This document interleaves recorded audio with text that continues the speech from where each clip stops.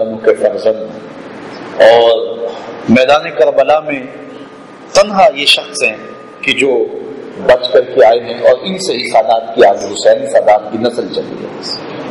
امام سخاوی نے القول البدیع میں اس بات کو لکھا ہے کہ کسی نے حضرت زین العابدین سے پوچھا، جب کثرت کے ساتھ ترک ہو جائیں اور ہر بندہ دعویٰ کرے کہ میں سچا ہوں، تو پھر ہمیں کیسے پہچان ہوگی کہ سچا کون ہے اور جھوٹا کون ہے؟ تو حضرت امام زین العابدین نے فرمایا کہ جو اہل السنہ ہوں گے وہ سچے ہوں گے۔ اچھا، سوال سائل نے کو حد کر دی، اس نے کہا کہ بہت سارے شخص یہی دعویٰ کرنے لگ جائیں کہ ہم ہی اہل السنہ ہیں، پھر ہم پہچان کیسے رکھیں گے؟ تو سنو امام زین العابدین نے جو جواب دیا، تمہیں ٹھنڈ پڑے گا، ترجمہ نہ بھی کروں گا سمجھ آ جائے۔ امام زین العابدین نے کہا من علامات اہل السنہ کثرت الصلاۃ علی رسول اللہ، من علامات اہل السنہ کثرت الصلاۃ علی رسول اللہ۔ حضرت امام زین العابدین نے فرمایا نشانی میں بتا دیتا ہوں، حضور پر درود زیادہ پڑھیں گے۔ آج لوگ ہمیں کہتے ہیں یہ درودیے، ہمیں فخر ہے اس بات پہ، یا درودیے ہیں، برودیے تو نہیں، ہمیں اس بات پہ فخر ہے، اور یہ نشانی حضرت امام زین العابدین بتا رہے ہیں۔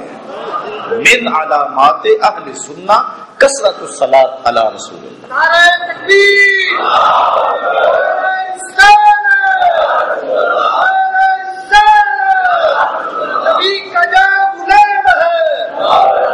اس عنوان کے ساتھ بہت کچھ کہا جا سکتا ہے، لیکن میں صرف ایک حدیث آپ کے سامنے رکھ کے اپنی گفتگو کو سمیٹ لیتا ہوں، اور اس حدیث کے تناظر کے اندر آپ جو ہے وہ دیکھ لیں اور اپنا جائزہ دے لیں، میں بھی لوں اور آپ بھی لیں۔ حضرت سیدنا علی المرتضیٰ رضی اللہ تعالی عنہ کی مرویات سے آقا کریم علیہ السلام نے ایک حضرت مولا کائنات سیدنا علی المرتضیٰ کو دیکھا، اور دیکھ کر کے حضور نے فرمایا کہ تیری مثال حضرت عیسیٰ علیہ السلام کی مثال ہے۔ ان کے معاملے میں آ کے دو طرح کے لوگ برباد ہوئے، ایک یہودی اور ایک عیسائی۔ یہود کے بارے میں ارشاد فرمایا کہ انہوں نے حضرت عیسیٰ علیہ السلام کے ساتھ بغض رکھا، حتی بہت الامہ، یہاں تک کہ ان کی ماں پہ تہمت لگا دی۔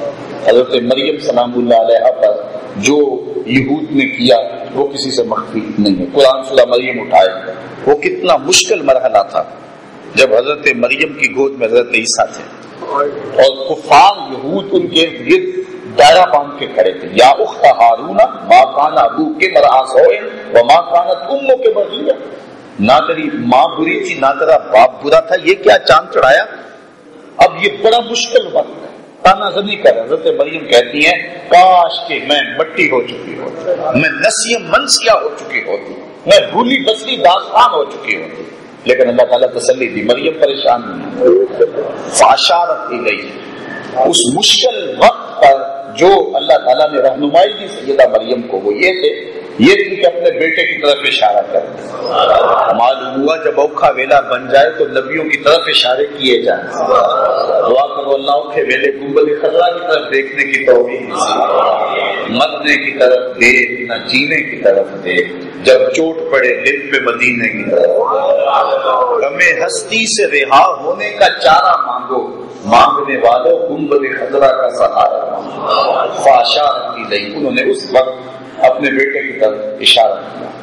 اب حضرت عیسیٰ علیہ السلام ماں کی گود میں تھے، ننھی عمر ہے۔ اب قاتلوں نے یہ نہیں کہا، قرآن اٹھائیے، یہ نہیں کہا کہ یہ بچہ کیسے بات کرے گا، کہنا تو یہ چاہیے تھا نا کہ بچے بولتے نہیں، لیکن تکبر تھا، رعونت تھی، کہنے لگے ہم اس سے بات کریں۔ یہ نہیں کہا کہ یہ کیسے بات کرے گا، کہا ہم اس سے بات کریں، جو پنگھوڑے کا بچہ ہے۔ روایات میں آتا ہے، تفاسیر میں موجود ہے، جب انہوں نے بات کی نا تو حضرت عیسیٰ علیہ السلام نے اپنے بائیں ہاتھ سے دائیں پہلو سے کمبل ہٹایا اور اپنا دایاں ہاتھ اپنی ران پہ رکھا، اور کافروں کی آنکھوں میں آنکھیں ڈال کے اللہ کے نبی نے کلام فرمایا، انی عبد اللہ آتانی الکتاب وجعلنی نبیا، میں اللہ کا بندہ ہوں، اللہ نے مجھے کتاب بھی دی ہے اور نبی بنا کر مبعوث فرمایا۔ اللہ اکبر۔ تو یہ عجیب ایک داستان، درد کی داستان ہے، حضرت مریم سلام اللہ علیہا کی کہانی۔ وہ کیا کسی نے کہا تھا، لوگ تو فنکار ہیں اس درجہ کے پل بھر میں سنگے در کعبہ سے بھی اسنام تراشے، تم کون ہو اور کیا ہے داغ کبابی، لوگوں نے تو مریم پہ بھی الزام تراشے۔ تو کیا کچھ نہ ہوا، یہودیوں نے ان کے ساتھ بغض رکھا۔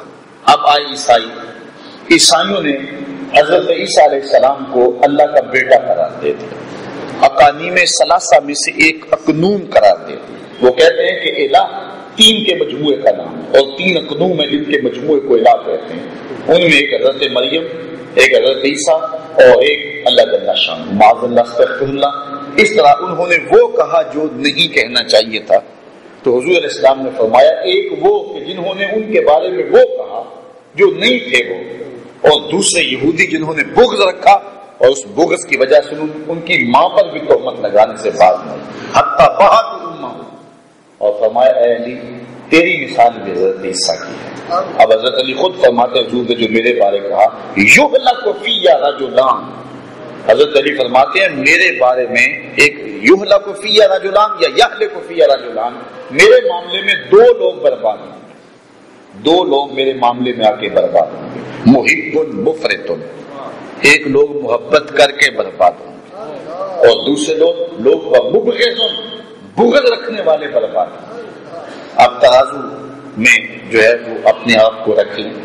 حضرت علی المرتضیٰ کی ذات ستودہ صفات کو حضور علیہ السلام نے میزان قرار دے دیا کہ کچھ لوگ تیری محبت میں برباد ہوں گے، کچھ لوگ تیرے بغض میں برباد ہوں گے۔ اب میں اور آپ دیکھیں کہ ہم کس جگہ پہ، ایسا تو نہیں ہے کہ مولا علی کا نام بھی تکلیف کا باعث ہو، زبان پہ کبھی حضرت مولا کائنات کے لیے مولا کا لفظ ہی نہ آیا ہو، جبکہ حضور نے فرمایا من کنت مولا فہذا علی مولا۔ حضرت زید بن ارقم سے روایت ہے، حدیث بالکل صحیح ہے، لیکن کبھی حضرت مولا کائنات کے لیے لفظ مولا بھی زبان پہ نہیں آتا۔